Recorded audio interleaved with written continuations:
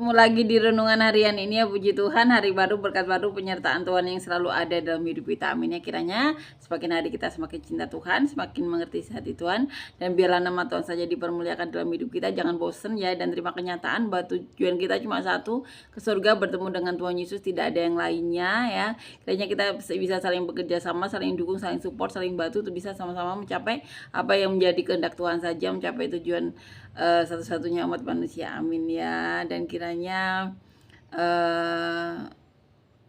kita bisa saling menguatkan ya selama ada di dunia. Kita sama-sama saling dukung agar semua talenta yang ada dalam diri kita, umat manusia, bisa dipakai, karena itu ada di Alkitab ya, dan itu kehendaknya Tuhan Allah kita, dan biarlah nama Tuhan saja dipermuliakan dalam hidup kita semuanya. Amin ya, puji Tuhan. Amin. Kita akan lanjutkan membaca dan merenungkan ayat firman Tuhan, diambil di kitab 1 Raja-Raja ya, pasal yang ketiga, ayat 1 sampai ayat 15. Judul perikopnya, doa Salomo memohon hikmat. Lalu Salomo menjadi menantu Firaun Raja Mesir. Ia mengambil anak Firaun dan membawanya ke kota Daud sampai ia selesai mendirikan istananya dan rumah Tuhan dan tembok sekeliling Yerusalem. Jadi di sini dikatakan Salomo mengambil istri ya, yaitu dari Firaun ya. Jadi Salomo menjadi menantu Firaun Raja Mesir. Hanya bangsa itu masih mempersembahkan korban di bukit-bukit pengorbanan, sebab belum ada didirikan rumah untuk nama Tuhan sampai pada waktu itu ya. Jadi saat masa itu ya, saat dia menikah dengan anaknya Firaun ya, dikatakan bangsa itu masih mempersembahkan korban di bukit-bukit ya, karena belum didirikan rumah untuk nama Tuhan ya pada waktu itu. Dan Salomo menunjukkan kasihnya kepada Tuhan dengan hidup menurut ketetapan-ketetapan Daud ayahnya. Hanya ia masih mempersembahkan korban sembelihan dan ukupan di bukit-bukit pengorbanan ya. Pada suatu hari raja pergi ke Gibeon untuk mempersembahkan korban, sebab disitulah bukit pengorbanan yang paling besar. 1000 korban bakaran dipersembahkan Salomo di atas mezbah itu. Di Gibeon itu Tuhan menampakkan diri kepada Salomo dalam mimpi pada waktu malam. Berfirman Allah, mintalah apa yang hendak ku berikan kepadamu ya. Jadi waktu itu, waktu mau mempersembahkan itu pada malam harinya, Salomo bermimpi ya, di Gibeon ya kejadiannya.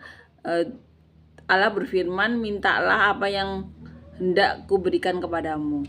Lalu Salomo berkata, engkaulah yang telah menunjukkan kasih setiamu yang besar kepada hambamu Daud ayahku, sebab ia hidup di hadapanmu dengan setia, benar dan jujur terhadap engkau. Dan engkau telah menjamin kepadanya kasih setia yang besar itu dengan memberikan kepadanya seorang anak yang duduk di tahtanya seperti pada hari ini. Itu yang dikatakan Salomo ya.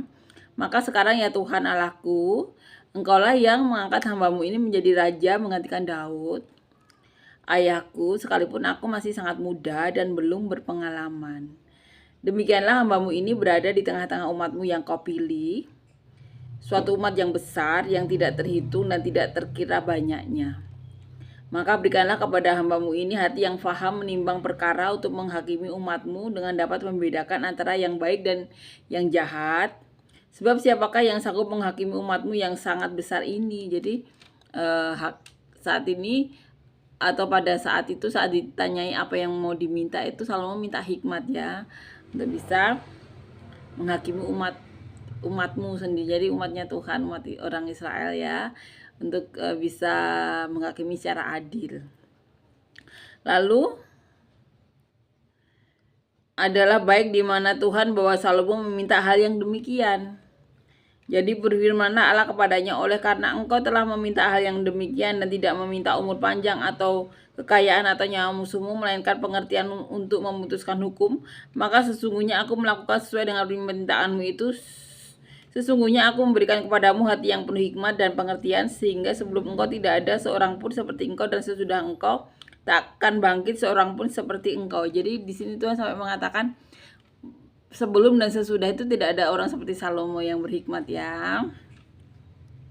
Dan juga apa yang tidak kau minta aku berikan kepadamu, baik kekayaan maupun kemuliaan, sehingga sepanjang umurmu tak akan ada seorang pun seperti engkau di antara raja-raja. Jadi karena minta hikmat diberikan juga kekayaan dan kemuliaan ya. Dan jika engkau hidup menurut jalan yang kutunjukkan dan tetap mengikuti segala ketetapan dan perintahku sama seperti ayahmu Daud, maka aku akan memperpanjang umurmu. Yaitu yang dikatakan Tuhan Allah ya. Lalu terjagalah Salomo, ternyata ia bermimpi. Kembalinya ke Yerusalem, berdirilah ia di hadapan tabut perjanjian Tuhan, dipersembahkannya korban-korban bakaran dan korban-korban keselamatan. Kemudian ia mengadakan perjamuan bagi semua pegawainya. Jadi di masa itu setelah menikah dengan anak Firaun, waktu itu juga masih mempersembahkan di bukit-bukit, belum ada rumah Tuhan.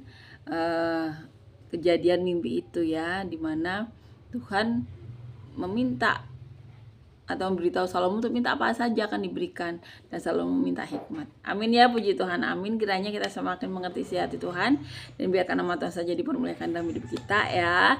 Sampai jumpa di renungan selanjutnya. Tuhan Yesus memberkati. Terima kasih banyak.